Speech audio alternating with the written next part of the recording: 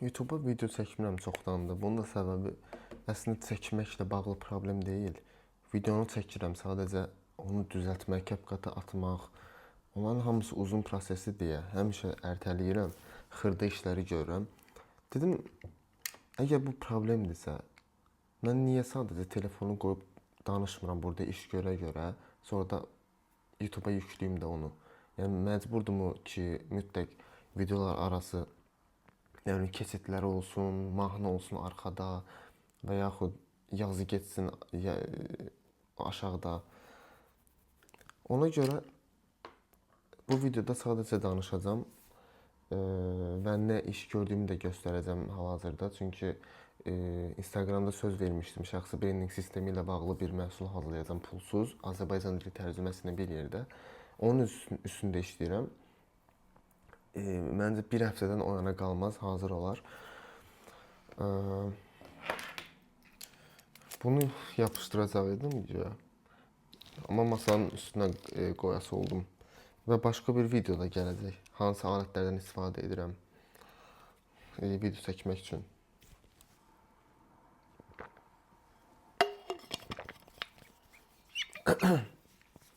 Gəlin sizə nə elədiyimi göstərim.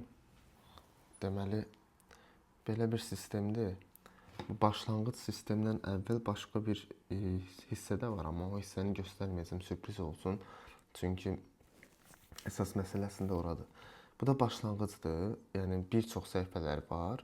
O səhifələr arasında başlanğıc ən önəmlisidir. Çünki nəticədə mənə yazan insanlar, yəni o Instagram videosu paylaşmışdım və sistem yazanda bir məhsul göndərəcəkdim. Onun üçün müraciət edən insanların sayı çoxdur və çoxu da əslində kontent yaratmırlar. Çoxu da çox, yəni başlanğıcdırlar. Belə bir şey yaratdım. Ən çox verilən suallar, şəxsi brendinq nədir, niyə önəmlidir, necə başlamaq lazımdır, kontent və s. Təməl qurmaq, kontent yaratmağa başlamaq, istifadə etməli olduğun alətlər, sonra inkişaf, növbəti mərhələ. Yəni çox şey var da, yəni bu hələ tutaq ki 6 səhifə var. 6 səhifədən biridir başlanğıc və başlanğıcın içərisində belə 5-6 kateqoriya var. Hər kateqoriya içərisində də bir 5-6 səhifə var. Yəni bildiyiniz sistemdir də. Yəni kontent yaratmaq haqqında heç bir ideyası olmayan belə bu məhsulu istifadə eləsə ki, pulsuz olacaq, bunu yaxında paylaşacağam. Çox rahatlıqla kontent yaratmağa başlaya bilərsiniz və inkişafı, nəticəni görə bilərsiniz. Bunu etməyimdə səbəb nədir bəs? Yəni niyə bu qədər əziyyət çəkirəm və pulsuz verirəm? Çünki marketinq kitablarında oxuya biləcəyiniz bir şey var. Bunu yadda saxlamağınızı istəyirəm. Əslində bunu çoxu paylaşmır. Əslində bu paylaşılmalıdır. Nəticədə, yəni mən dürüst biriyəmsə və sizlə səmimi olmaq istəyirəmsə, bunların hamısı paylaşılmalıdır. Deməli, bir şey pulsuzdursa, telefon düşdü. Bir şey pulsuzdursa, bunun həmişə digər tərəfi də var. Yəni əslində pulsuz deyil. Pulsuz baxadır. Nə demək istəyirəm? Siz əgər pulsuz bir məhsul alırsınızsa, bunun bir məqsədi var. Bu niyə pulsuzdur? Ya həmin pulsuz məhsul ki, sizdən canınızı alacaq, ki, bir yeməkdir, içkidir, çox ucuz qiymətədir. Bu o deməkdir ki, o qədər keyfiyyətsizdir ki, siz onu içəndə, siz ona aludə olursunuz, öz canınıza zərər verirsiniz. Amma keyfiyyətli bir şey alanda, bahalı bir şey alanda elə bir şey gözləmirsiniz, elə deyil. İndi hara gətirirəm sözümü? Bu onun adı nə idi? Tapdım neysən bir dəqiqə. Influence kitabında oxumuşdum onu. Nə qədər düzgün tərcümə edəcək bilmirəm. İngiliscində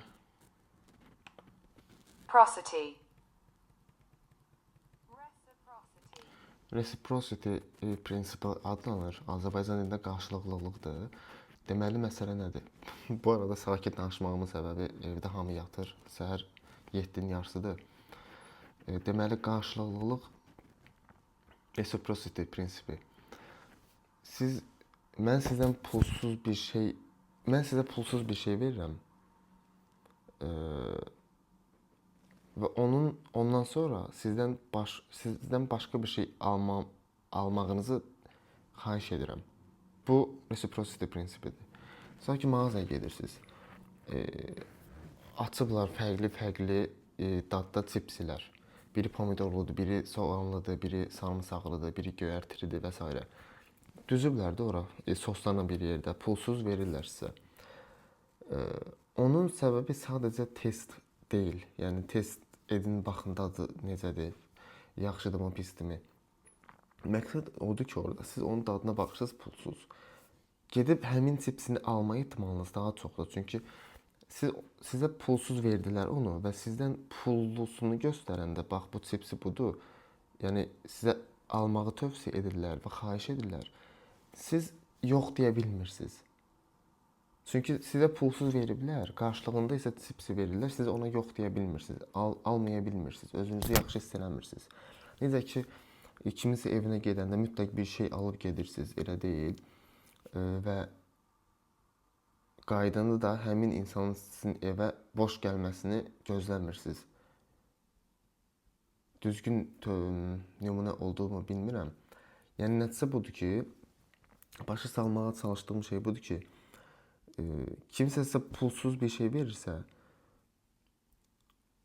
və sizdən bir şey etmənizi xahiş edirsə, buna yox deyə bilmirsiniz. Çünki sizə pulsuz bir şeylə təmin edib. Budur məsələ, bu qədər sadə. İndi bu məhsul pulsuzdur, düzdür. Amma pulsuz olmasına baxmayaraq həqiqətən də vaxt xərcləyirəm. İçərisində sizə faydalı olacaq həqiqətən çox şey var. Amma elə şeylər də var ki, içərisində onu pulsuza verməyəcəm. Çünki həqiqətən çox dəyərli olduğunu düşünürəm. Onun üçün deyək ki, 3 il təcrübə lazımdır. Onu pulsuz verməyəcəm. Başlanğıc olan hissə tamamilə pulsuzdur və digər başqa alətlər və hissələr də pulsuz olacaq. Amma elə hissələr olacaq ki, pullu olacaq. İndi siz bunu pullu aldığınıza görə, pulsuz aldığınıza görə mənə dəstək olmaq istəyə bilərsiniz. Ona görə də həmin bəzi hissələr pulludur. Və həmin pullu hissəni alma ehtimalınız daha çoxdur. Çünki mən sizə pulsuz, amma çox dəyərli bir şeylə təmin etmişəm. Yəni, məsələ budur, dürüst olsam. Şəxsi brendinq haqqında bu arada hələ də sual verirlər ki, məsələ nədir? Yəni, burada şəxsi brendinq nədir? Dostlar, şəxsi brendinq, baxın, burada qeyd eləmişəm. Sənin insanlar arasında yaratdığın təəssüratdır. Yəni, başqa sözlə, səni tanımayan biri adını eşidəndə və sosial media profilinə baxanda sənin haqqında ağlına gələn ilk şey budur, sənin şəxsi brendinq.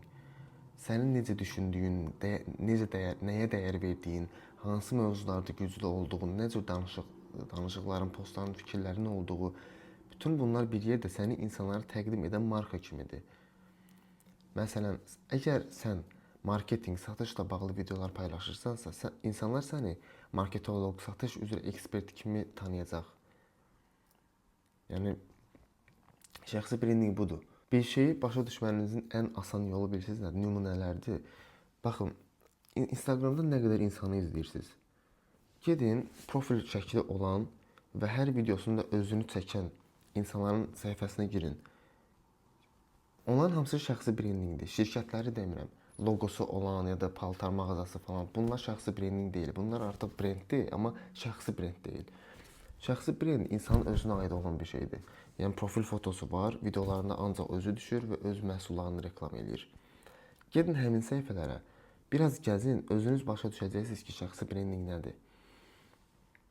Yəni bir insan var, bir obrazı var və həmin obraz hər videosunda dizayn haqqında danışır. Tutaq ki, interyer dizayn haqqında danışır. Bu adam öz şəxsi brendini dizayn ətrafında qurub.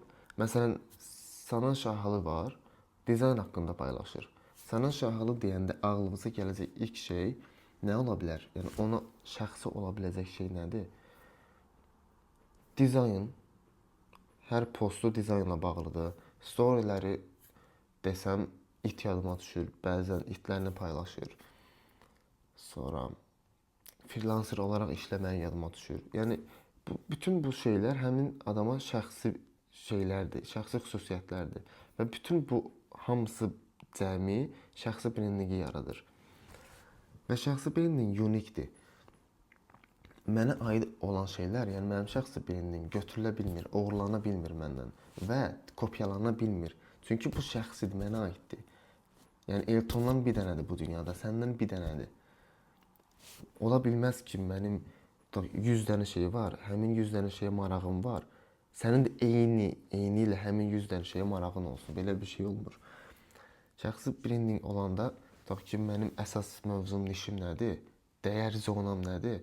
Mən şəxsi brendinqi öyrədirəm. Necə daha yaxşı kontent yarada bilərsən, bunları öyrədirəm. Və əlavə olaraq da storylərdə, tutaq ki, Varşavada yaşayıram, Polşada problemlərimdən danışıram ya da öyrəndiyim bəzi təcrübələri bölüşürəm. Dostlarımla gedirəm və ya idmana onları paylaşıram. Bunların hamısı şəxsi brendinqi yaradır. Yəni budur məsələ. Əslində videonu qısa tutmaq istəyirəm. Yəni uzun zamandır paylaşmırdım zaten. Dedim belə bir video olsun qısa. Birləşdirib YouTube'da paylaşaram. Digər videolarda görüşərik.